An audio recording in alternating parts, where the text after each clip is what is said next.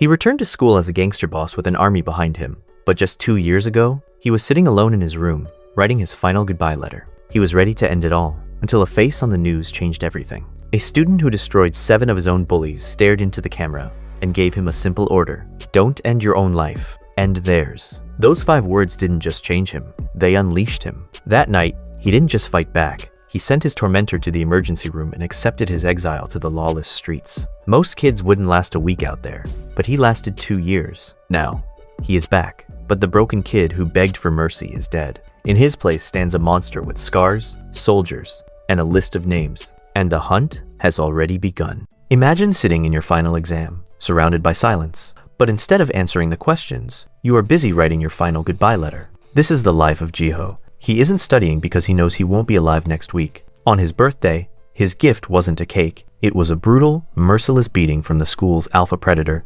Dewan. They treated him like human livestock, forcing him to eat food off the floor while snapping photos for social media. Jiho wrote it all down in his will. He knew humans were supposed to be the most adaptable species on Earth, yet no matter how many times he was beaten and humiliated, he could never get used to it. The bullies led by Dawan treated him like he was less than human, like some stray animal they could kick around for fun. But the physical abuse wasn't even the worst part. What truly broke him was the way everyone looked at him, the mocking laughter echoing in the halls. Standing before them, Jiho felt completely exposed and powerless. It made him despise his existence more than ever. That's why Jiho wanted to leave this world peacefully. Instead of solving for X, he was busy solving for exit. He spent the entire exam period penning his masterpiece of a self-cancellation essay. He actually felt proud of it, joking that if there was a Pulitzer Prize for depressing farewell letters, he'd be taking home the gold. Sitting there, Jiho imagined what would happen after his death. Maybe Dawan would finally pay for everything he'd done. Even though Jiho wouldn't be alive to see it, the thought alone brought him some comfort. As for his family, his older brother was a bookworm who would probably just memorize vocabulary at the funeral instead of mourning. His younger sister would be glued to her phone, and his parents wouldn't have to worry about their useless failing son anymore. After the exam, Jiho dragged himself home. Before ending it all, he figured he should at least say goodbye to his family. But when he got there, dinner was painfully silent. No one talked to anyone. Jiho turned to his brother and asked where their mom was. His brother barely looked up from his textbook and answered dismissively that she was probably coming home late. Then he stood up, finished with his meal, and went straight back to studying. Jiho glanced at his father, ready to confess everything. But his cold, indifferent dad cut him off immediately, saying he was trying to watch the news and didn't want to be bothered. Jiho just lowered his head and obeyed. Then something on the TV caught his attention. The news was reporting on a student who had been arrested for ending 7 classmates at a high school. The media dubbed him the Devil. Standing in front of reporters, the boy showed absolutely no remorse. He boldly denied being a monster, claiming that if his victims hadn't mocked his family and made his life a living hell, they wouldn't have paid such a steep price. Those words ignited a fire inside Jiho. He clenched his teeth, remembering every single person who had tormented him. Meanwhile, the victims' families were furious at the Devil's baseless accusations. But the boy didn't stop there. He went even further, calling on every bullied student to rise up and fight back just like he did. He told them never to give up on their lives, because that would only make things worse for themselves and their families. No matter what happens, they had to survive. And if they wanted to disappear, they should take their tormentors with them instead. Those words woke Jiho up. He realized something crucial. Why should he be the one to disappear when he hadn't done anything wrong? The real problem was those animals who tormented him. That night, Jiho couldn't sleep. He was glued to his phone, researching everything about the Devil's case. Hundreds of scenarios played out in his mind where he became a monster himself. But Jiho knew he didn't have the guts for that. He broke down crying at his own weakness. If nothing changed, his life would stay miserable forever. All he wanted was a normal life. Why was that so impossible? He prayed for someone, anyone, to deal with Dawan for him, but he knew no one else would do it. So Jiho found a screwdriver and started practicing on his pillow, stabbing it over and over. His face twisted into something terrifying as he made his decision. The one who needed to be punished wasn't him, it was Dawan. The next morning, Jiho went to school as usual, but his mind was somewhere else entirely. He'd spent all night thinking about how to take down Dawan, yet his body still trembled from fear and habit. When Dawan suddenly appeared and slammed something hard against Jiho's head, laughing sadistically, Jiho's hand instinctively moved toward the screwdriver hidden in his pocket. He was ready to stab that bastard right then and there. But when Dawan leaned down to see what Jiho was doing, their eyes met, and all of Jiho's resolve vanished. Fear took over. After being tormented for so long, just seeing Dawan's face made him freeze in terror. The screwdriver slipped from his trembling hand, just like his will to fight. And of course, Dawan proceeded to beat him mercilessly. After the beating, Jiho hid the weapon back in his desk, deciding to wait for another opportunity. He endured the pain without fighting back. But Dawan wasn't satisfied yet. He announced that they couldn't let Jiho's birthday pass normally, so he invited his friends to throw a little party after school. He told Jiho to follow him when classes ended. Jiho's face went pale with sweat, fear flooding through him. After school, Dawan grabbed him by the neck and dragged him to an abandoned construction site. Food and drinks were already laid out for the birthday celebration. When Jiho saw alcohol, he stammered that he'd never drunk before. Dawan didn't care. He threatened that if Jiho didn't drink, he wouldn't be going home tonight. The horrifying concoction Dawan prepared included soda mixed with alcohol, spit, dirt, cigarette ash, and instant noodles. When the disgusting drink was shoved in front of Jiho, he tried to refuse, but Dawan punched him in the face before he could finish his sentence. Dawan's terrifying expression made it clear: drink or get beaten to death. Trapped with no way out, Jiho took a gulp of the vile mixture and immediately vomited. It was beyond disgusting. But Dawan's sadism wasn't satisfied. He laughed and told Jiho to lick up what he'd just thrown up, or else he'd make another cup for him to drink. Jiho wasn't going home until he finished everything. By dusk, Jiho had consumed multiple rounds of this nightmare fuel, but Dawan still wasn't done. He sent his lackeys to buy more supplies, so the fun could continue. Jiho's head was spinning, and his stomach was churning violently. In that moment, he couldn't take it anymore. He didn't want to be humiliated like a dog ever again, so he jumped up and ran.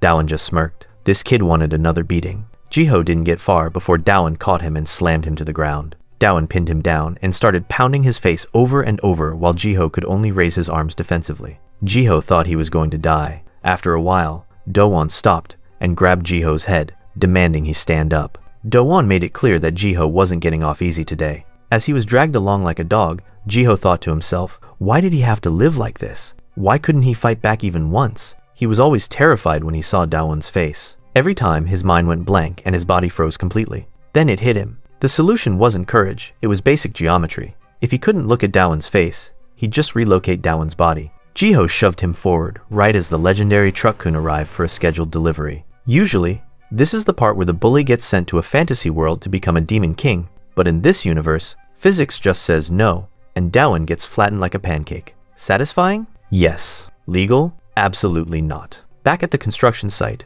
Dawan's two lackeys were waiting with the food they'd bought, laughing about how humiliated Jiho had been. Suddenly, they heard a commotion and pushed through the crowd. When they saw what was in front of them, their faces went pale with horror. Meanwhile, Jiho was running for his life, bumping into people on the street. No one dared confront him because the look on his face was absolutely terrifying. When Jiho finally snapped back to reality, his anger faded and his arms started trembling. He just pushed Dawan in front of a truck. He would start over from here. No matter what it took, he was going to survive in this cruel, unforgiving world. That night, Jiho lay in bed with the covers pulled over his head, drowning in guilt. He kept thinking he should turn himself in because this secret wouldn't stay hidden for long. He replayed the moment when Dawan got hit, how he'd immediately bolted without looking back. His inner thoughts tore him apart. Part of him believed what he did was too extreme. The other part insisted that if he hadn't done it, he would have been the one to die instead. In the end, Jiho accepted one truth. He really did want revenge. The next day, Jiho assumed it would be his last day as a student,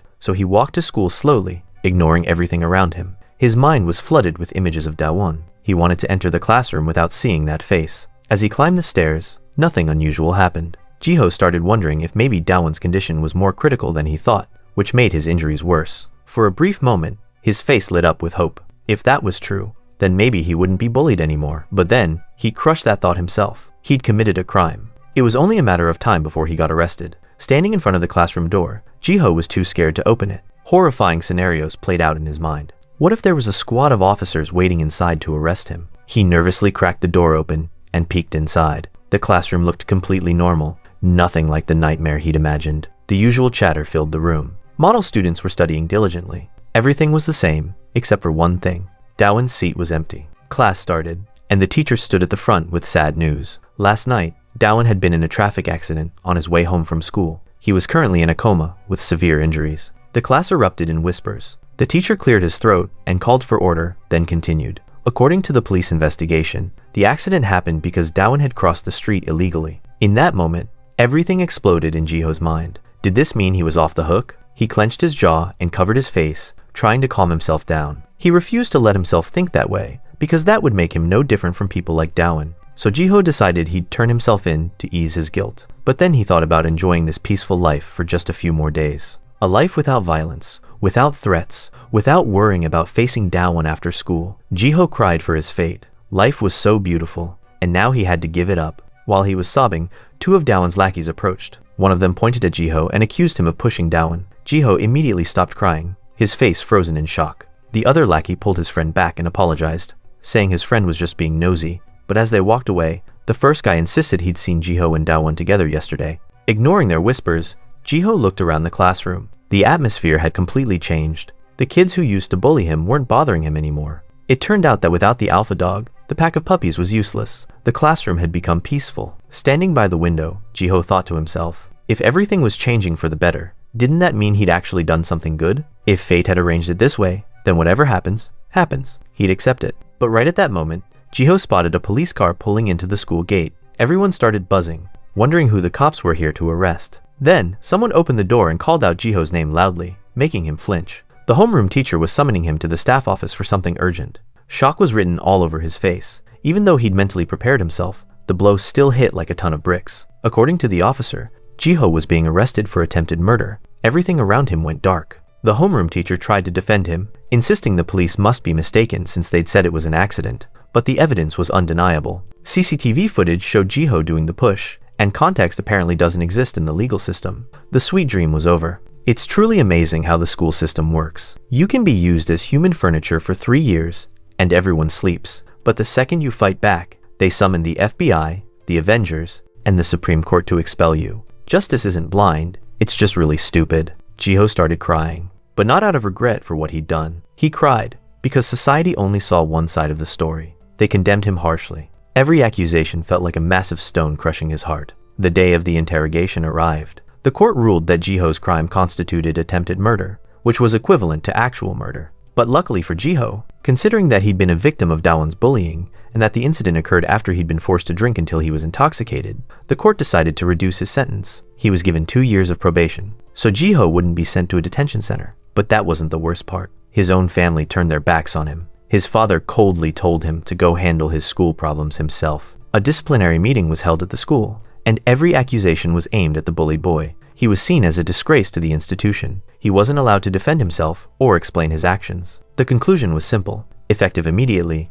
Jiho was expelled. His face went blank, as if he couldn't believe his own ears. He walked slowly down the hallway, ignoring how many people were staring and gossiping about him. Some were confused, some mocked him, and some even sympathized. Jiho heard it all. He clenched his fists in frustration. These people were heartless demons. He didn't understand how they could say such things when he'd been a victim every single day. If school was hell, then the only place left for him was supposed to be his home. But life wasn't a dream. Jiho knelt at his front door, but his father turned away and told him to get out of the house immediately. Those words struck like lightning. Tears and snot streamed down Jiho's face. He stood up and walked out. As he left, he glanced back at his family. The atmosphere was so grim it was suffocating. That night, it poured rain. With nowhere to go, Jiho just wandered aimlessly through the streets. He still didn't understand how things had ended up like this. He never wanted to make a big deal out of anything. He just wanted to live a normal life. But both school and even his own family had abandoned him. Lost and directionless, Jiho turned into a dark alley. Suddenly, a group of thugs appeared in front of him. They were the same crew that used to hang out with Daewon and bully him. Jiho never imagined they still wouldn't leave him alone.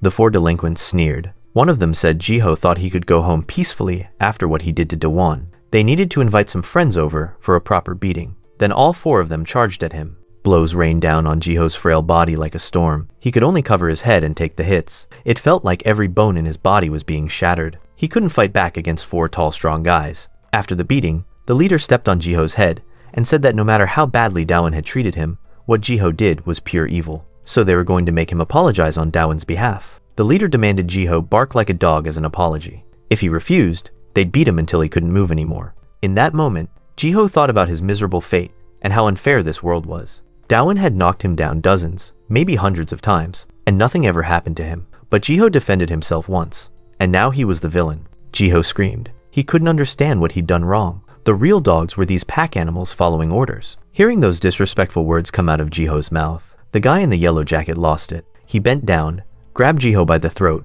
and started punching him in the face repeatedly without mercy. He wanted to beat Jiho until he shut his mouth for good. In that life-threatening moment, Jiho's survival instinct kicked in. He reached to the side and grabbed a brick. The thug realized what was happening. but it was too late to dodge. The brick smashed directly into his head. A sickening crack echoed through the alley. Jiho went berserk. He sat up on top of the guy and used the brick to do exactly what had just been done to him. It was a horrifying scene. Blood everywhere. The yellow jacket thug was now unconscious, clutching his head. In that instant, Jiho knew what he needed to do. The other guys started getting scared because Jiho was still holding the brick and staring at them with intense focus. A bold idea formed in his mind. He wanted to kill every single person who'd ever bullied him. Only then could he finally live in peace. But life wasn't that simple. Outnumbered and outmatched, Jiho's face twisted in desperation. The reality was, he lost in both quantity and quality. It was a 5-on-1 fight. Jiho had a brick, and they had bats. Jiho's expression turned savage. Without a word, they all rushed him at once, each attacking from a different angle. Jiho could only cover his head again, but this time was different from the usual script. He knew he had to fight back. Jiho swung the brick wildly, hitting whoever he could. Surprisingly, it worked. One guy got hit in the hand, dropped his bat in pain, and stumbled to the side groaning. In return, Jiho took a bat to the back of his neck and collapsed. They beat him until they were satisfied. After a while, two of them grabbed Jiho by the arms and forced him to stand. The leader grabbed his hair and demanded to know why Jiho wouldn't answer him. Did Jiho think he wouldn't do anything? He told Jiho to look up and bark like before. The moment Jiho raised his blood-soaked face with that terrifying expression, the leader flinched and blurted out that Jiho was insane. The creepy look in Jiho's eyes pissed him off even more. He jabbed his bat directly into Jiho's face, thinking that would be the end of it. But then, a new character stepped out, holding a cup of instant noodles. He casually asked the thugs what they were doing in someone else's house, completely ignoring the fact that a kid was being turned into hamburger meat on the floor. This guy had his priorities straight. Ramen first, homicide prevention second. For a moment, the thugs were confused about where this random homeless guy came from and why he was ruining their fun. They kept their arrogant attitude. The leader asked if this guy was claiming the construction site belonged to him. He called him a bum and told him to get lost while they were still being nice. The stranger stayed completely calm and insisted he wasn't joking. This was his place. He pointed at the brick on the ground and said it was his pillow. Too bad, it was now covered in blood. The purple-haired thug didn't buy it and moved closer to intimidate him. The stranger turned around and started walking away. Before the thug could feel smug about it, the cup of noodles flew straight into his face. The stranger jumped and delivered a perfect kick right to his head. The horrifying scene left everyone frozen, but their pack mentality kicked in and they all charged. The outcome was brutal. It seemed like they'd messed with the wrong person. In just a few minutes, each one of them was taken down effortlessly. When the leader saw his crew completely wrecked, he got furious. It was his turn now. He thought he'd do better, but with a single kick, he lost all ability to fight back. Jiho couldn't believe his eyes. Even though this guy's fighting style was a bit strange, he had to admit the man was incredibly strong. He'd single-handedly destroyed Dawan's entire crew with ease. The scene shifted to the aftermath. The leader was getting his ear twisted, and his nose flicked mercilessly. The brutal nose flicks made him beg for mercy, but the stranger just smiled and told him not to worry. He wouldn't die from a nosebleed. Watching the beatdown, Jiho felt deeply satisfied. Jiho slowly approached the stranger and spoke up. Even though he didn't know why this guy had helped him, he was genuinely grateful. But wait, there seemed to be a misunderstanding. The guy clarified that he just wanted to kick everyone out so he could eat his noodles in peace. But the cup he'd thrown at that thug's face meant there were no noodles left to eat. Feeling rejected, Jiho's face fell as he started walking away. Suddenly, he turned back and tapped the stranger on the shoulder. Jiho begged him to help make him strong. But before he could finish his sentence, the guy got annoyed and almost punched Jiho in the face. Jiho squeezed his eyes shut in fear, still pleading. He said he'd just listen once, and he'd buy the guy new instant noodles. Hearing the word food, the stranger immediately agreed. Jiho led him to buy a replacement cup of noodles for the one that got ruined earlier. After hearing Jiho's entire story, including the part about pushing Dawan, the stranger laughed heartily and said he was starting to like Jiho. But when it came to teaching Jiho how to fight, the guy said no. Jiho looked surprised. The stranger explained that aside from it being a hassle, there was a more important reason. Jiho had never fought before and lived a normal life. He was like a flower that had been protected in a greenhouse. If he wanted to learn how to fight, he'd have to follow this guy around. But going out and getting into real brawls would definitely get Jiho killed. After hearing that, Jiho practically shouted that he could do it. No matter what it took, he'd adapt. He begged him to teach him. The stranger ignored his plea and turned to walk away. He had the decency to warn Jiho that he wasn't ready yet. He should just go home. And if Jiho kept following him, he shouldn't blame him for what happened next. Once again, Jiho fell into despair. He just wanted to change his life. Why was it so difficult? The next day, Jiho still wasn't ready to give up. He secretly followed the stranger around. His only thought was that if the guy wouldn't teach him, he'd copy everything the guy did on his own. Jiho had been stalking him all day, documenting every action and job the stranger did.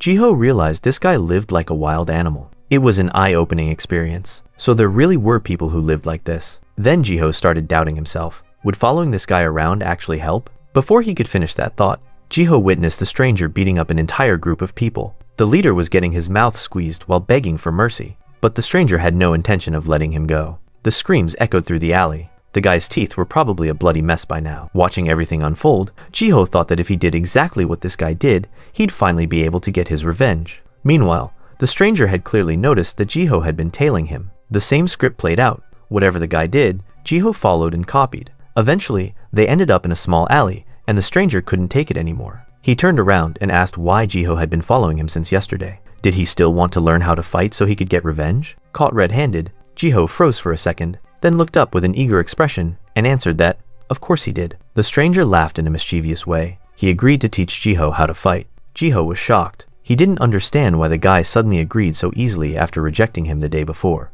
Jiho thought he was going to learn some martial arts. Instead, the stranger led him to Park Jong-hoon's place. That was the same guy who'd beaten Jiho at the construction site. Remembering that day, Jiho had smashed a brick over one of them. It was a decent decision, but it wasn't enough. He told him that if he wanted him to teach him, he should beat the hell out of Park Jong-hoon. Meanwhile, Jong-hoon was furious. He called his crew and mobilized everyone to hunt down Jiho and the guy who'd attacked him. But somehow, Jiho was already perched on top of a wall behind him, like a wolf stalking its prey, and the stranger was leaning casually below, a cigarette still in his mouth, completely unnoticed. Back at school one day, Jong-hoon had suddenly approached Jiho and apologized for everything they'd done, things like pulling his pants down in front of girls, or forcing him to drink toilet water. Jong-hoon was a grade A actor. His face looked so genuinely sad that Jiho actually believed him and extended his hand to shake and make peace. But the moment their hands connected, Jong-hoon pulled a dirty trick. He squeezed Jiho's hand with all his strength. It felt like his hand was being crushed. Jong-hoon was tall and athletic. He used to be on the baseball team before getting kicked out for assaulting other members. His grip strength was on another level. That was why Jiho could never fight back against him. Jiho's scream of pain echoed, but Jong-hoon showed no mercy. Instead, he threatened that from now on, he'd apologize to Jiho like this every single day. Back in the present, Jiho hesitated. He kept telling himself not to be scared. If he just stuck to the plan, everything would be fine. From the top of the wall, Jiho jumped down and kicked Jong-hoon square in the back, sending him face first into the ground. The stranger watching from the side had to admit he was impressed by that move. Jiho landed safely. He thought he'd succeeded and felt a rush of joy, but that happiness was short-lived. Jong-hoon punched Jiho straight in the face without holding back. Jiho's entire body trembled in pain. Jong-hoon rubbed his neck and grimaced, wondering who it was. Then he realized it was none other than the loser Jiho, and just like that, Jong-hoon unleashed a brutal beatdown. Jiho couldn't fight back at all. The stranger watching had an annoyed expression on his face. The first move looked decent, but now it was over. He thought to himself that there was no need to test Jiho any further. This beating hurt worse than all the previous ones combined. While that was happening, Jong-hoon kicked Jiho right in the ribs. He arrogantly looked down on Jiho, reminding him that he used to be a baseball player. There was no way someone as small and weak as Jiho could do anything to him. As he slowly walked toward Jiho, a plastic bag suddenly flew into Jong-hoon's face. Jiho had gotten up to fight back. This surprised the stranger a bit. Seizing the opportunity while Jong-hoon couldn't see, Jiho charged forward like he was flying. But instead of throwing punches, he just wrapped his arms around Jong-hoon's stomach, trying to tackle him to the ground. The result was that Jiho got countered again. Jong-hoon slammed him against the wall and kept hitting him. Earlier, Jiho had been studying the stranger's fighting style, but it was completely useless. When Jong-hoon pinned him against the wall, Jiho even tried to poke his eyes with 2 fingers. But once again, it failed. Jong-hoon grabbed those 2 fingers and bent them backward, making Jiho scream in pain. Jong-hoon was absolutely livid. He couldn't believe that someone as pathetic as Jiho, who was only fit to lick his shoes, had dared to fight back. His face twisted with rage. Meanwhile, Jiho wasn't backing down either. He'd changed. He was no longer the scared kid who would just retreat. He started talking back, saying he couldn't understand what he'd done wrong. The real dogs were pack animals like them. That attitude drove Jong-hoon insane. He started slapping Jiho's face over and over, demanding he drop that look in his eyes. Jiho's head was spinning, but he only had one thought. He wanted these people to suffer. Because of them, his entire life had been turned upside down. Earlier, Jiho had asked the stranger why he had to learn by fighting Jong-hoon. If he could beat him, then why the hell would he even seek help from the stranger? The stranger didn't answer, just turned and walked away, reminding Jiho one more time that if he wasn't ready yet, he should go home. Jiho told him that he has 0 chance whining against Jong-hoon. The stranger just smirked, saying that in a street fight, everything is possible. No tactics are needed, just use everything you can to win. Back to the present. The stranger was about to leave, since Jiho was already cooked. But then, he heard a strange noise behind him. He turned around, his face filled with disbelief at what Jiho had done. Jiho pulled the ultimate move. He pulled out a newspaper-wrapped knife and pointed it straight at Jong-hoon's stomach. Jong-hoon looked terrified. Combined with the insane expression on Jiho's face, he froze completely. Seizing the opportunity, Jiho kicked Jong-hoon to the ground. This made sense. Even if you're confident in your strength, when facing a lunatic holding a knife, who could stay calm? Jong-hoon tried to run, but ended up in a dead-end alley. He turned around in fear to see Jiho approaching like the Grim Reaper, knife in hand, coming to collect his soul. Now it was Jiho's turn to counterattack. He kept hitting Jong-hoon on the head while Jong-hoon could only shield himself in fear, worried that one wrong move and Jiho would stab him. After getting beaten for a while, Jong-hoon raised his hands in surrender and begged for mercy. It seemed like his ribs were broken. He apologized for bullying Jiho. But was it really going to be that easy? Jiho kept charging at him, continuing the beating. What Jong-hoon was enduring now was nothing compared to what Jiho had suffered 100 times over. Jiho had lived in humiliation, half dead. Even though he'd knelt and begged, who had shown him mercy? Despair flooded him to the point where Jiho could only think about death. Thinking about these things made Jiho lose focus for a moment. Jong-hoon quickly grabbed his arm and tried to wrestle the knife away. With overwhelming strength, Jong-hoon successfully regained the advantage. He showed no mercy, just like Jiho hadn't, and directly stabbed downward with the knife. The stranger watching was shocked, but no disaster occurred. When the knife went down toward Jiho's leg, it revealed its true form. It was just a ruler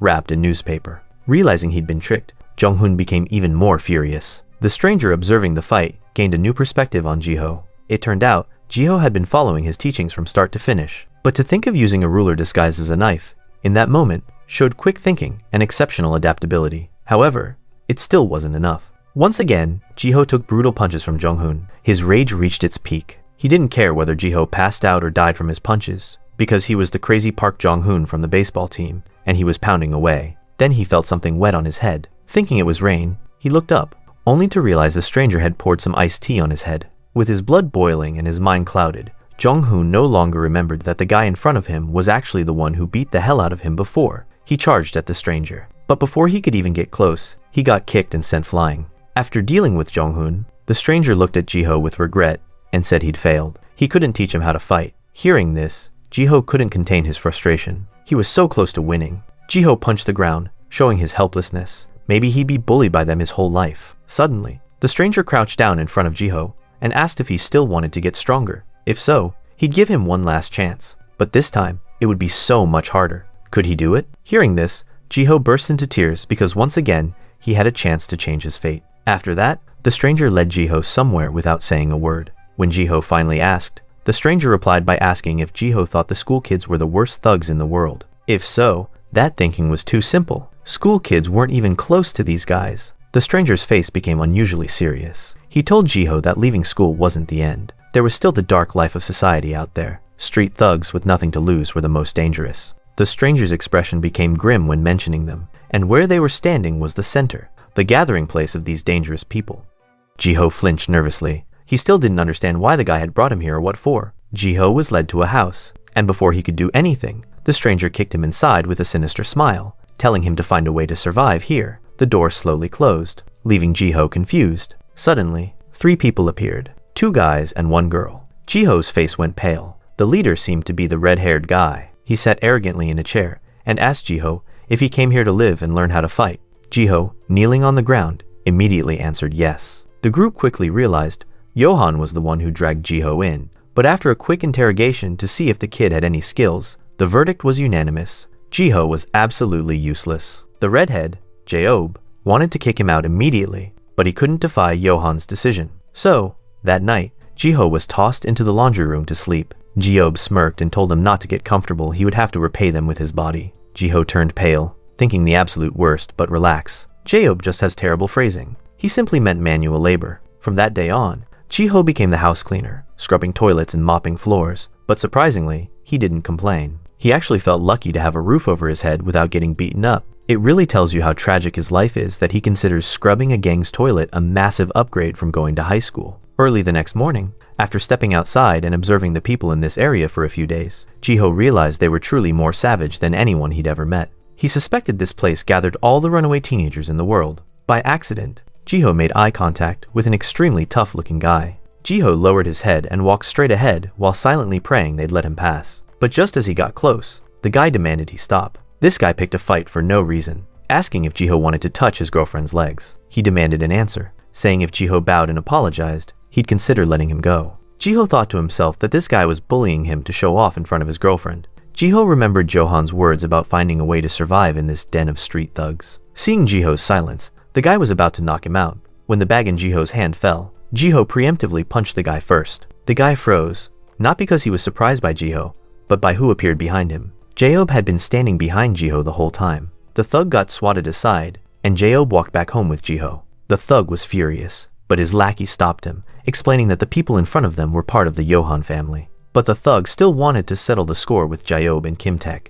With a switchblade in hand, he charged straight at Jayob, but with just one hand, Jayob pressed his head down to the ground. This shocked everyone. Jayob's strength was no joke, comparable to Johan's. He was the type to greet people with his fists. Seeing their leader knocked out with one move, the gang immediately ran away. Jayob sneered. What a bunch of losers. Jayo looked back at the guy lying on the ground, sweating nervously. He thought to himself, were all of Johan's friends this strong? After a while, the guy who got beaten woke up furious. He could only bang his head against the wall to vent, shouting that he wanted to take out that Jayob guy and the whole Johan family. Suddenly, a mysterious person appeared and asked if that was true. If so, he'd help this gang of thugs. This shocked the thug. Meanwhile, Jayob didn't pay much attention to the morning incident. He was sleeping peacefully at home, unaware that outside his window, someone was watching. It was none other than that thug. He'd found a large gas canister and was pumping gas into the house, trying to suffocate everyone. Jiho was sleeping when he suddenly felt the need to use the bathroom. Yawning, he opened the door, and the smell of gas hit him directly. Jayob and the other guy had probably already passed out. Knowing there was no other choice, Jiho had to open the door for ventilation, or everyone would suffocate. Jiho rushed toward the door and smashed right into the thug's face. Seeing the person on the ground, Jiho immediately recognized him from this morning. The thug, realizing he'd been caught, scrambled away on all fours. Looking inside the house, Jiho quickly realized the guy was targeting this family. Jiho's face became more panicked than ever. He ran like his life depended on it out of the house. Earlier, he'd moved everyone upstairs, which could help them wake up soon. As for the thug, he ran for a while before stopping, exhausted and gasping for breath. He still didn't know why that kid wasn't sleeping in the same room as the others. Otherwise, he would have successfully eliminated them all. Right then, Jiho appeared out of nowhere. Jiho knew he was useless, but now, things were different. What he wanted most was to get rid of trash, like this guy. Going back to earlier, Jiho had been following Jayob around all day. Even though the guy said it was annoying and wanted to get rid of him, Jayob still didn't know why this Jiho kid was so obsessed with learning to fight. Jiho, with a pleading expression, explained that when he saw Jayob take down those thugs with just one punch, he wished he could do the same. Jayob hated having Jiho around. He frowned and thought to himself, did this idiot not understand what annoying meant? And where is Johan? Why is he taking so long? He needed to come take this troublesome kid away. Then Jayob noticed a jump rope nearby. An idea popped into his head. He threw it to Jiho. Jayob didn't have high expectations, so he didn't set a specific number for Jiho to jump. But whether he was bluffing or not, Jayob claimed that during his peak, he could jump rope 100,000 times in one session. Hearing that, Jiho's face went pale. Another day passed. Jayob yawned and wondered where that annoying Jiho kid went. He hadn't come home all night. Suddenly, Jayob remembered something. He recalled that he'd exaggerated quite a bit yesterday. Could that Jiho kid actually be trying to complete 100,000 jumps? But surely he wasn't that stupid. However, when Jayob went up to the rooftop, his jaw hit the floor. Jaho was still there, looking like a zombie on a caffeine overdose. He had done 47,000 jumps. Let's just pause and appreciate the manhwa logic here. That is roughly 1 jump per second for 13 hours straight without water, bathroom breaks, or his kneecaps exploding into dust. But Jayob still had to put on an act, turning his back and saying that Jaho was an idiot if he thought he'd become strong like him with just 100,000 rope jumps. Stop dreaming. Now stop and go wash the dishes. Back in the present, Jiho was continuously throwing punches at the thug. The difference in skill level was obvious. The thug blocked one punch and immediately counterattacked. Jiho took the hit. The thug didn't want to drag this out, so after knocking Jiho down, he immediately tried to run. But Jiho was as persistent as a leech. He refused to let go and chased after him, wanting a fight to the death with this guy. The thug got angry, turned around, and swung his fist into Jiho's face. Jiho fell, painfully clutching his face. The reason the thug was running was because he was afraid of getting caught alive. That would be the end of his life. But after taking just 3 steps, Jiho, still lying on the ground, grabbed his leg and wouldn't let him escape. That leg grab caused the thug to lose balance and tumble down the stairs. That fall must have hurt pretty badly. His whole body was trembling non-stop. Jiho quickly ran over and grabbed the thug again. Just when it seemed like he'd caught him, suddenly, a sharp blade swept past Jiho's face. His eyes widened in shock. The thug, seeing he couldn't beat Jiho, had pulled out a weapon. Jiho's entire body froze. Now he understood what it felt like to face someone holding a knife. The thug had changed his mind. He told Jiho that he wasn't running because he was scared of him, and now he'd show Jiho what regret meant. A flurry of slashes came at Jiho. He could only back up and dodge. With nowhere left to go, he tripped over some trash beside him. Taking advantage of that moment, the thug wanted to stab Jiho, but Jiho quickly grabbed a wooden plank nearby to block it, but the plank got cut in half. Seeing this, the thug felt gleeful. This time, Jiho was done for. The knife got closer and closer until a line of blood sprayed out. By this time, everyone in the house had woken up. Their heads were still a bit dizzy. Kim Taek saw the gas canister and immediately knew who tried to harm them. They still didn't know who had saved them. They wondered where that Jiho kid went. Jaeob, sitting on the side, answered that Jiho went to catch the guy who released the gas. Kim Taek was skeptical and didn't believe in Jiho. If he went, it would be no different from walking to his death. Jaeob turned his head confidently and said it wouldn't be like that. Earlier, when Jaeob was still unconscious, Jiho had slapped his face to wake him up. In his hazy state, Jaeob had promised Jiho that if he caught that bastard, Jaeob would acknowledge him. That was why Jiho risked his life chasing down that street thug. But now, Jiho was realizing this task was beyond his capabilities. The knife came at him, but Jiho dared to use his hand to block it. This shocked the thug. Jiho was crazier than he thought. Jiho's face twisted into a grotesque smile, and it was time for his counterattack. In his eyes at that moment, determination overflowed. Jiho shouted loudly, grabbing the thug's arm with one hand while positioning his legs. The thug recognized this as the move Jaeob had used, so he quickly countered it.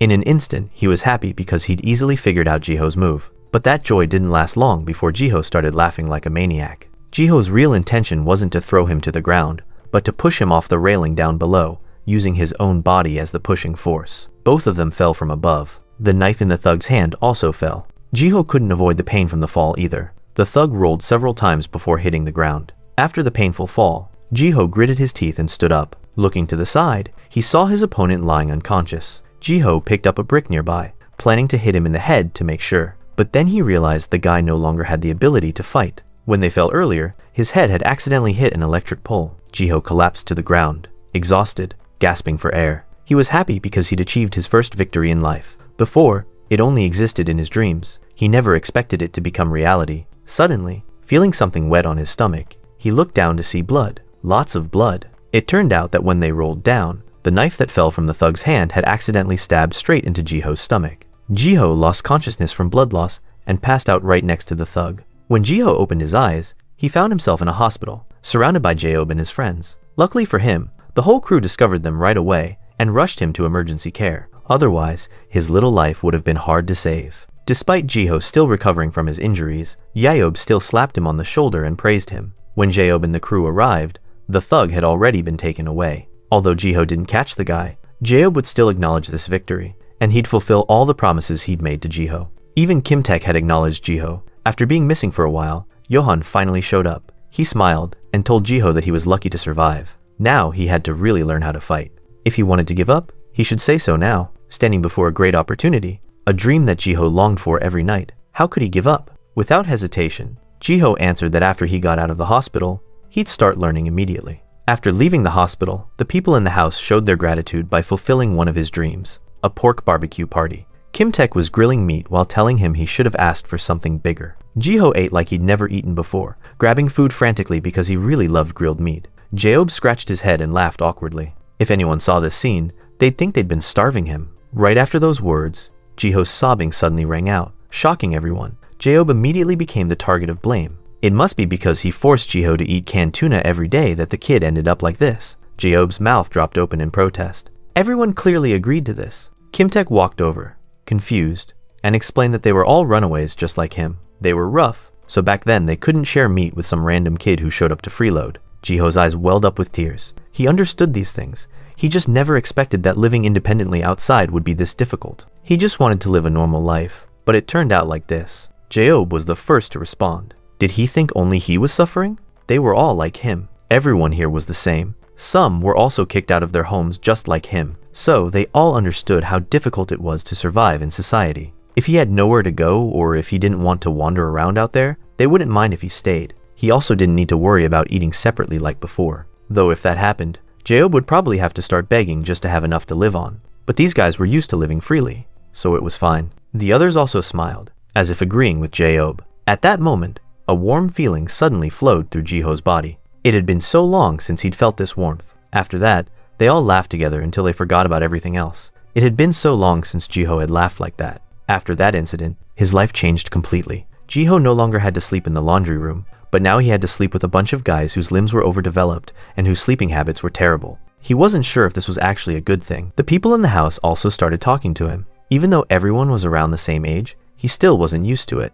Although they said to divide the housework, Jiho still handled most of the chores like before. In the end, everything was still pretty fair, because the others all had part-time jobs to earn money. Only Jiho and Johan stayed home. Johan was yawning. Then he remembered he was supposed to teach Jiho how to fight. Jiho wondered why Johan didn't work at all, not even housework. Johan laughed. Of course, it was because he was the boss. Not long after, Jiho got kicked out of the house by Jayob, who told him to go earn money. He said if Jiho wanted to divide the housework, then he also had to work like them. Why was he listening to that Johan guy who couldn't even earn a single penny? After Jiho made money, Jayob would teach him how to fight. Jiho was still confused when he saw Johan in the distance holding a broom and sweeping the house, cheering him on. So even the boss had to work after all. After that, Jiho was hired by a neighbor to work at a pizza shop in the alley. However, on just his second day, he already wanted to quit. He didn't understand why someone would come to a pizza shop and insist on ordering soju. The shop owner didn't teach him how to work properly and instead just kept yelling at him to do things, then cursing at him. Jiho finally understood what those runaways had to go through. It seemed he'd have to find another place. Just as he was about to run out of the store, the shop owner's daughter suddenly walked into the restaurant. Jiho was blown away by her beauty from first glance. But right at that moment, Naun leaned in, smiled, and called him cute. And just like that, Jiho's face turned redder than the pizza sauce. It's hilarious how simple men are. One compliment from a pretty girl, and suddenly, the homelessness, the gang violence, and the trauma just evaporate. He went from, I will destroy the underworld, to Employee of the Month in 0.5 seconds. That night, in an empty alley, Johan had just finished dealing with a group of people. He stepped on the head of the last guy still conscious and ordered him to call that person and tell him that if he didn't come, Johan would find and kill him himself. The next day, Jiho went to work, and Naun patiently taught him. He watched her spin pizza dough skillfully and thought to himself that she was so beautiful. Jiho was asked to open a jar of pickles, but he was so weak he couldn't even twist off the lid. But Naun didn't say a word of blame. She just gently opened it for him. Even when Jiho stupidly broke some dishes, Naun was the one who came to clean up for him. She didn't just ask if he was hurt, but also helped him keep it a secret from her father. She was truly an angel. It was only now that Jiho felt incredibly grateful to Kimtek for introducing him to such a wonderful job. Working with an angel was so lucky for him. If only there weren't those annoying customers, it would be even more perfect. But when you're dealing with customers, there's always going to be people like this. One customer was smoking inside the shop and got reminded by Naun. But instead of putting out his cigarette, he cursed at Naun. He even went so far as to throw his drink at her. Seeing this scene, Jiho couldn't keep calm anymore. He wanted to rush out and punch the guy. Just as he was about to run, the shop owner grabbed his arm and told him to wait a bit longer. Naun could handle this. Meanwhile, Naun just showed a professional smile and apologized to the customer. The shop owner then also went over to apologize and offered to get the customer a new drink. Jiho was surprised by the shop owner's attitude. He never expected the uncle would have to humble himself like that. After this incident, the store temporarily closed for a bit. It was only then that Jiho wondered why the owner behaved that way when his own daughter was being bullied. Naun, while drying her hair, said she was fine. The shop owner sighed with a troubled expression, asking Jiho what he was trying to teach him. Did he want to destroy his shop? Naun quickly defended Jiho and explained why they had to act that way. It was because this area had many dangerous organizations, and it was very difficult for people to recognize how dangerous they were. That's why they had to be careful with customers like that earlier. Although sometimes people took advantage of this to run wild. The shop owner bowed his head helplessly. He didn't want to see his daughter treated like that either, but many shops had to close because they got harassed by them. He held his head in regret. This was his fault. When there was no other way to make money, if they wanted to survive here, they just had to endure. Naun looked at Jiho and smiled. She thanked him for caring, saying she was really okay. As long as their shop could keep operating here, she could go to school and her father could work. That was already good enough. Hearing these words touched Jiho's heart even more. Although Naun was the same age as him, she was so much more mature. Naun comforted her crying father, who felt helpless, and went back to work. When Jiho started adapting to his job, it was also time for his first lesson to begin. On the rooftop, Johan held a book with the demeanor of a skilled teacher. The first thing when hitting someone is, You have to make fear disappear. Do you understand? Seeing Jiho just standing there frozen, Johan smacked the book against his face. Don't get cocky just because you won one fight. Do you think you'll catch them every time? If you can't catch them yourself, you won't win. Jiho naively asked what he should do then. Johan showed a sinister smile. No need to worry about that because he'd gradually improve. Then he suddenly wondered why Jiho's family hadn't come looking for him. Jiho gritted his teeth resentfully and answered that even if they came looking, he wouldn't go back. Hearing this, Johan just laughed mockingly. In the following days, Johan trained him until he was completely exhausted. He ran, jumped rope, did push-ups, squats, crunches, and all sorts of strange exercises. There wasn't an exercise in the world that he hadn't tried. But did these exercises actually work when he still couldn't throw a powerful punch? While Jiho was working hard training, his coach Johan was leisurely lying in one spot reading comics. Jiho, drenched in sweat, looked at him and said that these exercises were really good, but couldn't he win against them by doing anything other than these exercises? Johan made a confused face and looked at him. Didn't he already demonstrate it for him? Use the environment around you. Find weapons around you to block the opponent's movement and vision. That's all there is to it. But to do that, he had to go through grueling training. Johan realized this when he saw Jiho using those clumsy punches when fighting Park Jong-hoon. So train hard. Jiho complained that even so, he should at least teach him how to use his fist properly. He also wanted to punch and kick stylishly, like professional boxers. As he spoke, he held up his phone showing a video of two boxing champions in a match. Johan jumped up, about to smack the book on his head to wake him up. Was this idiot only paying attention to the flashy exterior? After saying that, he swung his arm holding the book at Jiho. But Jiho dodged it incredibly smoothly. This surprised both of them. Johan then threw a few more strikes. Sure enough, Jiho didn't need much effort to dodge them all. Johan laughed mockingly. Not bad. He knew how to teach him how to punch now. He'd used Jiho's own body directly. As he said that, he cracked his knuckles menacingly. Jiho looked at his actions and broke out in a cold sweat. A few days later, in an abandoned housing area, a young man wearing a helmet was trapped by a group of people. This group was the enemy faction opposing Johan. They were worried because lately, Johan had been continuously harassing their side. Kiwoon, their main fighter, had just finished dealing with the helmeted guy and laughed mockingly, asking what they wanted him to do. The helmeted guy was actually Hyung-tae. His crew cursed him as useless. Hyung-tae trembled as he looked at them and said he'd already told them he couldn't do it. Kiwoon didn't care. He ruthlessly beat him like he was already dead. You said that so well. So why didn't you just leave back then? Why did you take the money? Hyung-tae screamed for them to stop, saying he'd return the money and begging them to spare him. Kiwoon laughed mockingly. You don't need to waste your energy like that. Have you ever seen me let something like this go? As he spoke, he poked his stick into Hyung-tae's mouth. But I also need to save face, right? I don't want the bosses to find out. The crew behind him chimed in that if Kiwoon stepped forward, things would be much easier. Kiwoon ordered them to drag Johan's crew in front of him within 30 minutes. This was truly harder than climbing to heaven. Before they could say anything, Kiwoon was already hitting Hyung-tae to threaten them. The gang immediately ran off frantically to find Johan. A while later, Johan's house was found by them, and they knocked on the door frantically. One guy in the group suddenly had an idea. How about they just deal with Kiwoon instead? Only an idiot would think of that. Kiwoon was even scarier than Johan. How could they possibly do that? Meanwhile, Jiho was walking dejectedly toward the shop, thinking about whether he should ask to switch to weekly pay. As he reached the shop, he suddenly noticed the shop's window had been smashed. It turned out Kiwoon's gang had come here and were trashing the place. The fat guy was grabbing the shop owner by the collar and yelling loudly, asking if he was close with Kimtek.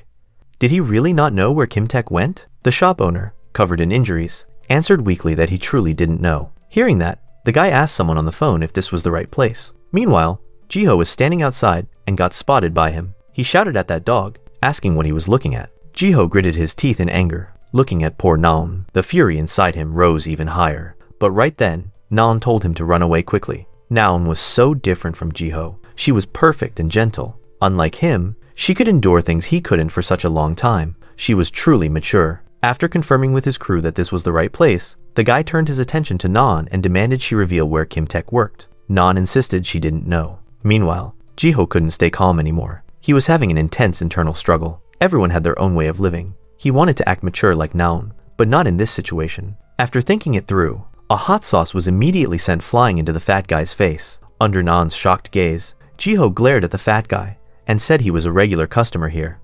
This fat guy was named Kimtae, 17 years old, 5'11" tall, and weighing 242 pounds. It wasn't an exaggeration to say he was truly a giant. He was built with bulging muscles, even though no one had ever seen him train. It seemed like Kimtae was born to fight, which was why he'd been expelled from school. No one could be his match. But this was only true when he was still in school. until he had the chance to face Ki-woon. Then everything changed. He thought that even outside, only Ki-woon would be worthy of being his opponent. But now, Kim-tae was speechless, because it's his first time ever seeing a small loser daring to fight him. He spat on the ground and ordered Jiho to stop, saying that fighting him would only lead to death. Jiho looked at his action and growled that he shouldn't spit on the floor, calling him a pig. Kim-tae froze, so this dog didn't get it yet.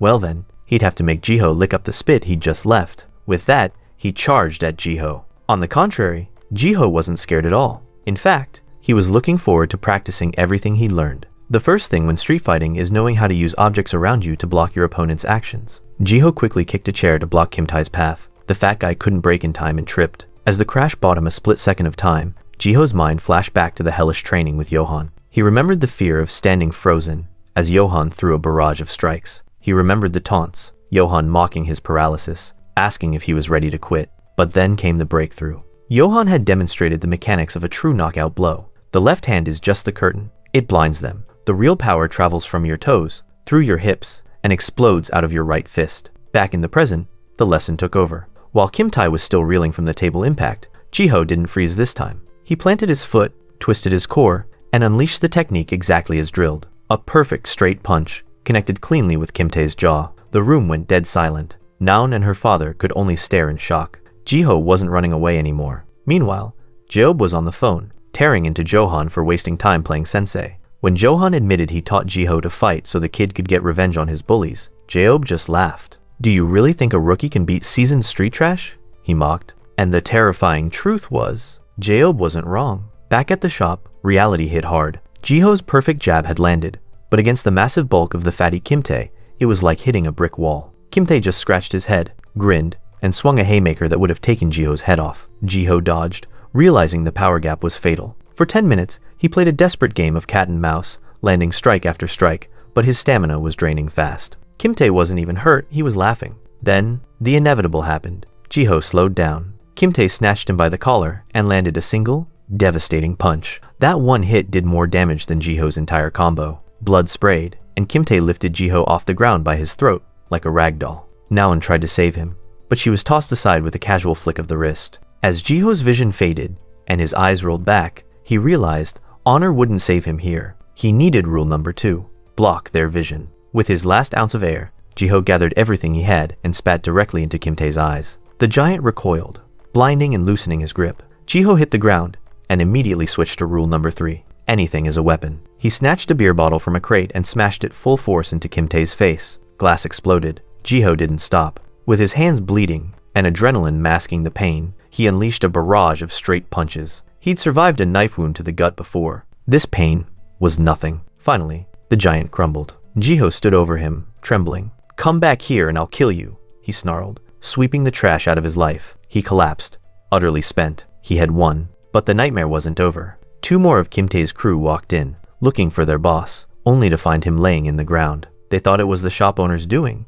but a voice cut through the silence. "I did it!" Jiho rasped. He forced himself back up, swaying like a ghost. He was ready to fight 2 fresh opponents, just to prove the training worked. Naon watched in horror as Jiho prepared to die on his feet. But before he could throw the first punch, the atmosphere shifted. Kim-tae stood in the doorway. He took one look at the ruined shop and the injured family, and his expression went dark. The savior had arrived. Jiho wondered why he came here. Kim-tae tied his hair back, then turned to look at the remaining 2, and asked in a deep voice which one wanted to die first. As expected of the older brother of the family, the 2 of them couldn't withstand even one punch from him. The guy in the black shirt didn't even get to touch him before he was sent flying by Kim-tae's punch. The other one shared the same fate. Jiho watched Kim-tae fight with wide eyes, thinking to himself that brother Kim-tae was also incredibly strong. In just a few minutes, they'd been beaten until their faces were deformed. Kim-tae grabbed the black-shirted guy by the collar and forced him to reveal who was behind this. Terrified he'd die in Kim-tae's hands, the guy quickly spilled everything. It was all because of Ki-woon. He had nothing to do with the gas incident. He begged him not to hit him. Right after those words, Kim-tae kicked him in the mouth. Looking at the bastard lying unconscious on the ground, Kim-tae angrily said it was definitely caused by those Han Kwang guys. Jiho unconsciously remembered Hyungtae's words back then. This was probably the organization he'd mentioned. Everyone living here knew full well that the security in this area was terrible. Crime kept increasing to the point where even the police had to give up. Gang members and organized crime chose this place to conduct illegal transactions. That organization had been dealt with by a group of runaway teenagers in this area, and they were called Han Kwang. Those criminal organizations had joined Han Kwang and managed this area. And a vicious person everyone knew about who belonged to Han Kwang was Ki-woon. Maybe Jiho's family and Kim-taek were also being targeted because they'd obstructed their area management work. Kim-taek wondered how did they come to the pizza place. The shop owner finally spoke up and explained that Ki-woon had already put his eyes on this place. Kim-taek frowned, wondering why the uncle hadn't told him. It wasn't that he didn't want to, but that he couldn't, because there was nothing they wouldn't dare do. The image of a grand shop sinking into a sea of flames was stuck in the uncle's head. There was no electrical accident, it was Han Kwang who'd caused it. Hearing this, the murderous aura emanating from Kim-taek grew stronger. He understood this feeling the uncle's family had. It was just like when Jiho was at school. Naon trembled as she thanked him. She was scared to the point of tears. This was also the first time Jiho had seen the strong, mature Naon cry. This society had too many bad people. There was nowhere without those thugs. News of the pizza shop being destroyed finally reached Jaeob's ears. Kim-taek called him to report that Han Kwang was also targeting them. They needed to find a way to deal with them. He also knew how dangerous Ki-woon was. But first, they needed a good plan. Right at that moment, Jaeob suddenly noticed a shop being destroyed. The gangsters were laughing gleefully while smashing the place. The grandmother and grandson who owned the shop could only hold each other and cry. The scene was heartbreaking. Jaeob immediately hung up the phone. Across the street, the gangster held his stick threateningly over the grandmother and grandson, demanding to see the old man. The grandmother could only fearfully hold her young grandson and explained that because of her poor health, making money was a bit difficult. The thug didn't distinguish between young and old. He was about to bring the stick down on their heads when, luckily, Jaeob arrived in time and blocked it. The guy immediately took a punch to the face. The others saw their comrade get hit and temporarily stopped destroying the shop to face Jaeob. Relying on their numbers, they sneered at Jaeob, asking if he dared interfere with their business. They were Han Kwang. So what? Han Kwang?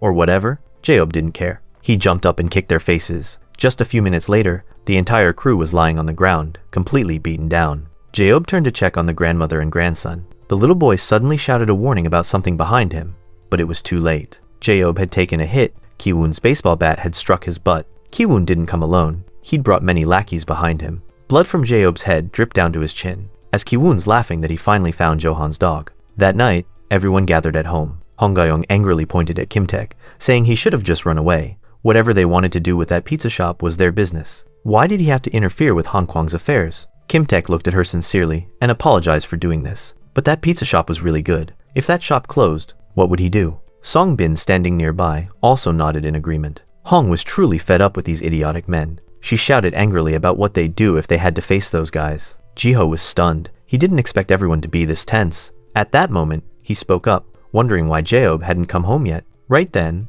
all four of their phones simultaneously received a message. It was an image of Jaeob tied up, covered in blood, with text saying, "Abandoned construction site near the forest." Hong Yong gritted her teeth and cursed. At the same time, at the abandoned construction site where Jaeob was being held, Ki-woon slapped him a few times and asked why his friends weren't coming. If they didn't show up in 10 minutes, he'd kill him. Before he could finish, Jaeob interrupted, saying to go ahead and kill him. If he died, they'd have one less mouth to feed. That would be great, wouldn't it? Ki-woon glared and raised his bat, but the group of four had already appeared. Kim-taek spoke up, saying they came to face Han Kwang. Shortly before, on the way there, Kim-taek had suddenly turned back to advise Jiho to go home. Of course, Jiho couldn't abandon his teammates and go home alone. Seeing him so stubborn, Kim-taek challenged him back. Was he confident he'd be helpful? Returning to the present moment, Hong Ga-young hissed under her breath. There were too many of them, over 15 at least. Without beating around the bush, Kim-taek asked directly where Jaeob was. They jerked their faces toward Ki-woon. Jaeob raised his head to look at everyone and rasped that they shouldn't have come. He alone was enough to take care of these guys.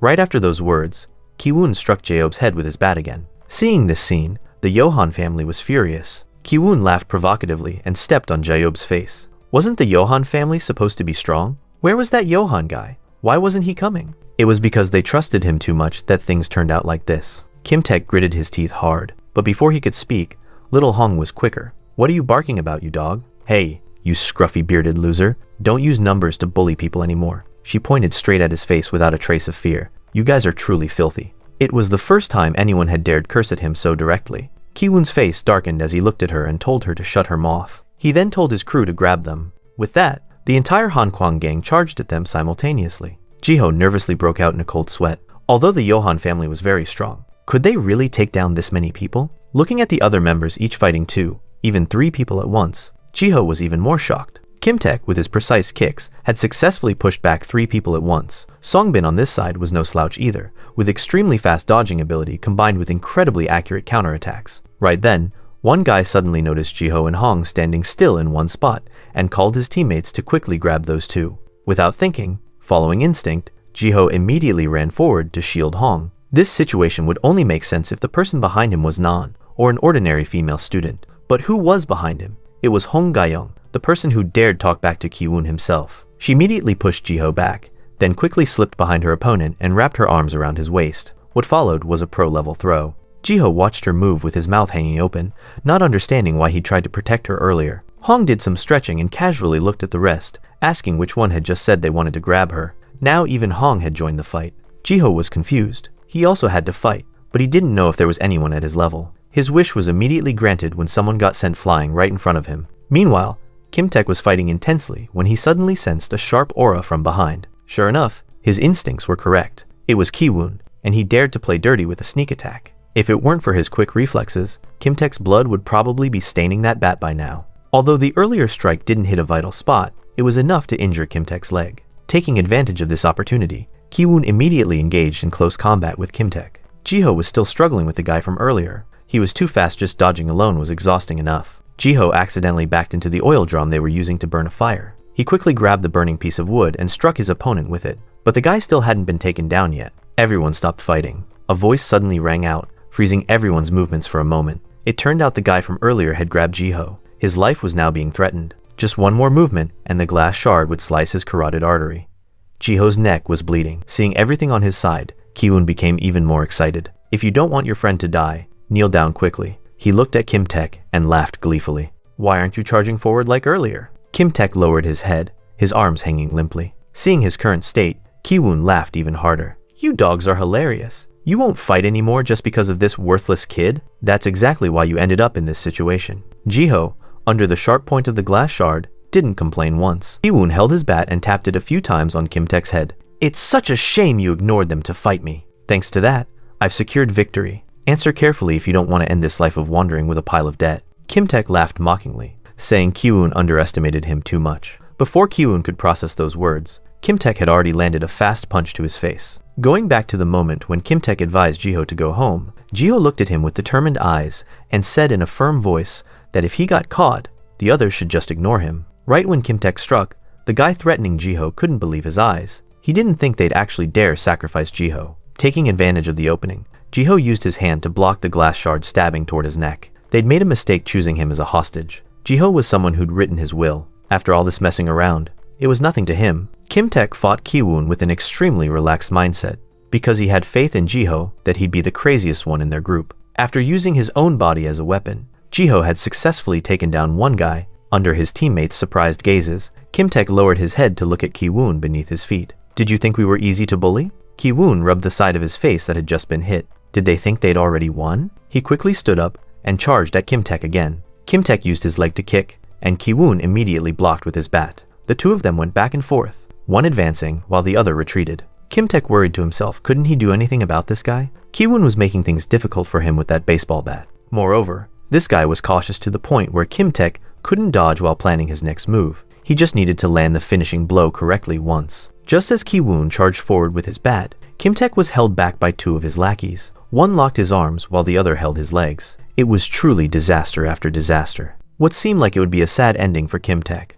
But no, Jiho always knew how to shine when needed. He'd quickly grabbed a piece of wood and struck Kiwoon's head hard enough that the wood broke in two. Jiho gasped for breath. Even he didn't think he'd dare do this to Kiwoon. Kiwoon's face darkened as he muttered, "These dogs don't know their place anymore." His hands, still gripping the piece of wood, began to tremble. Jiho tried to calm himself. Even though Kiwoon was strong, don't be scared, he'd already hit him. Now he wasn't afraid of them anymore. Kiwoon walked step by step toward Jiho. His entire body emanated a terrifying, murderous aura. His eyes reddened with bloodshot veins, and his voice was cold enough to numb someone. "Did you really want to fight me?" Jiho's whole body froze. He felt like he couldn't breathe, because this guy, he was completely different from anyone Jiho had ever faced. Jiho wasn't tall to begin with, and standing with Kiwoon made him look even smaller. If he fought him, he'd die. His body stiffened, just like it used to back in school. Seeing Jiho's pale face, Kiwoon smiled with satisfaction, then immediately swung his bat into Jiho's stomach with a warning not to get cocky with him. Jiho bent over and started dry heaving. Maybe he was so scared he couldn't move. After dealing with Jiho, Kiwon turned back to finish off Kimtek. But what he didn't expect was that while he was preoccupied with Jiho, the Johan family had quickly dealt with all his lackeys. He was still in shock. Did they take down all his crew? But fighting 3-on-1 like this was really cowardly. Hearing this, Hongyoung wanted to poke his face a few times. All three of them simultaneously charged at Kiwon. He aimed at Songbin and swung his bat. With his speed and flexibility, Songbin quickly slipped behind him and punched hard into his back. But he still didn't stop. Songbin was now standing right under his bat, not knowing how to handle the situation. Luckily, Kimtek quickly climbed up and grabbed Kiwon by the neck. But this guy wasn't that easy to deal with. Even while being grabbed, he still had enough strength to kick Songbin backward. Not stopping there, Hong joined in and grabbed his support leg, intending to throw him down. Kiwon quickly switched the bat to his other hand and knocked Hong away with it. He continued grabbing Kimtek's wrist and threw him forward. Although the three of them could still keep fighting, their stamina had depleted significantly. They needed to continue using their numerical advantage. Kiwon looked at them smugly. This was the last privilege he'd give them. All of you kneel at my feet. As expected, it was that stubborn girl who spoke up again, asking if he'd been hit in the head and gone stupid, telling him that she only kneels to God. Kiwon laughed mockingly, then struck hard at the metal shelf behind him. I gave you all one last chance to survive, and you didn't take it. As expected, he laughed like that for a reason. Another squad had assembled here and surrounded them. Kimtek gritted his teeth. How many of them were there really? Kiwon glared and ordered his lackeys to attack. Less than 5 minutes later, Hong and Songbin had been defeated. Kimtek was now having to kneel before Kiwon. Kiwon smiled, dropping a bombshell that froze the air in the room. Here's a fun fact, he taunted. My crew told me the pizza owner lied about where you were, so I sent a friend to give him a little reminder. You might know him, Jun Sung Bo, aka Han Kwang's arsonist. Kimtek screamed, begging him to stop, but Kiwon didn't care. He pulled out his phone, ready to make the call that would burn everything to the ground. But before his thumb could hit dial, a sharp pain shot up his leg. He looked down in total confusion. It was Jiho. Since his hands were useless, Jiho decided to switch to the zombie strategy. He clamped down on Kiwon's calf like it was a forbidden drumstick at an all-you-can-eat buffet. Kiwon wasn't amused. He stomped heavily on Jiho's head to shake him off. What the hell is wrong with you? Spit it out, he roared. Blood sprayed across the concrete as the boot connected, forcing Jiho to release his grip. He was barely conscious, but he was still fighting. Jiho thought to himself that this bastard was truly terrifying. But should the shop have to disappear because of him? If so, what would happen to Nan? Jiho suddenly shouted that he wouldn't allow him to touch that shop. After saying that, Jiho bit down hard on his leg. Ignoring that his mouth and nose were bleeding together and flowing down Kiwon's leg, Kiwon was truly shocked by Jiho's attitude. Not letting this drag on any longer, he decisively grabbed his bat and kicked Jiho away. Then he continued scrolling to find Jun Sung Bo's number. He called his friend, planning to tell him to burn down that pizza shop, when he suddenly realized this voice didn't seem to be his friend's. Moreover, it sounded somewhat familiar. Not making Kiwon and his crew wait long, the arsonist's corpse was immediately thrown in front of the door, and the person on the phone was still chatting with him. Jun Sung Bo lay before them looking like a broken mess, missing one eye. A pair of familiar Converse appeared before them. So this is your arsonist. Why do we need to deal with so many people lately? Sure enough, the person holding Sung Bo's phone was Johan. His expression looked extremely terrifying. Looking at his teammates lying scattered on the ground, his tone became even colder. Johan declared that today, even if they cried and begged, he would show no mercy.